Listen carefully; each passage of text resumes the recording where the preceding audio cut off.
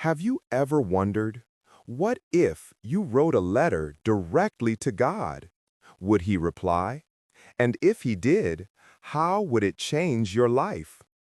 Today, I'll tell you the story of a little girl whose one letter shook the world and whose answer came in the most unexpected way. Believe me, once you start listening, you won't stop until the very end. This is the story of Chutki, a 10-year-old girl from a forgotten corner of Rajasthan, a place where the heat cracked the earth. Silence spoke louder than people, and life was a daily war. She lived with her younger brother Munna and her mother Kamla in a hut made of plastic sheets, bamboo sticks, and fading hope. Her father had died in a bus accident, one of those accidents where no one gets justice and no one remembers the names. Since then, survival meant one meal a day, no electricity, torn slippers. But Chutki never complained. Where most saw poverty, she saw puzzles. And she believed deep in her heart that someone up there, maybe God, had the answers. Every evening, Chutki would sit by the railway tracks, drawing her dreams on the dusty earth. A school bag, a swing, a full plate of food, her mother laughing. She didn't want riches, only a little help.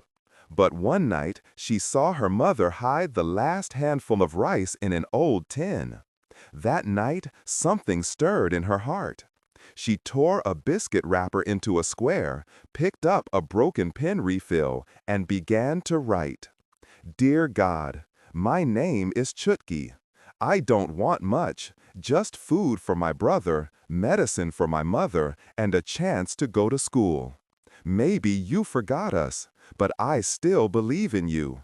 Please help us. Yours hopefully, Chutki. The next morning, barefoot and dusty, she walked to the post office. Inside sat Mr. D'Souza, the grumpy old postmaster. Chutki placed the envelope on his desk and whispered, "Can you send this to God?"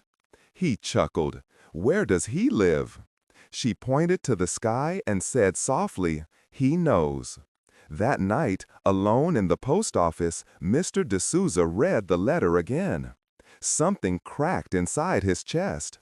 Instead of throwing it away, he took a photo, posted it online, and wrote, "A little girl from a forgotten town writes to God. Can we become the answer she's waiting for?" The next morning, the internet exploded.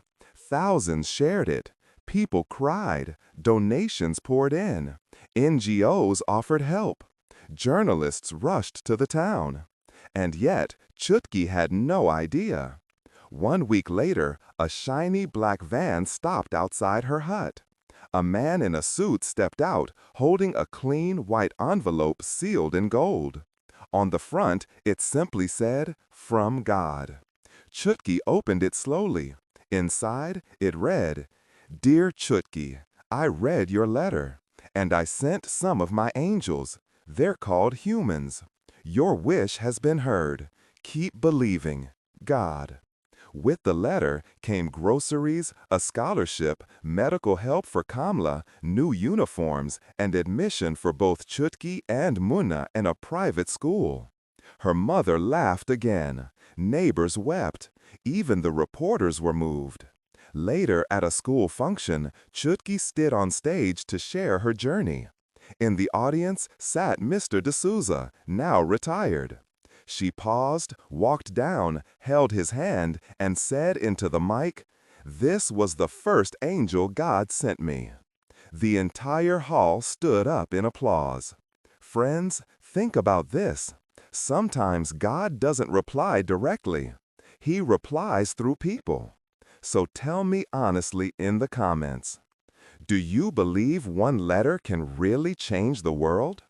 Your answer might inspire someone else today. If this story touched your heart, don't just keep it to yourself. Hit the like button, share this video with your friends, and most importantly, subscribe to our channel for more such life-changing stories. Because maybe your one click could become the answer to someone's prayer.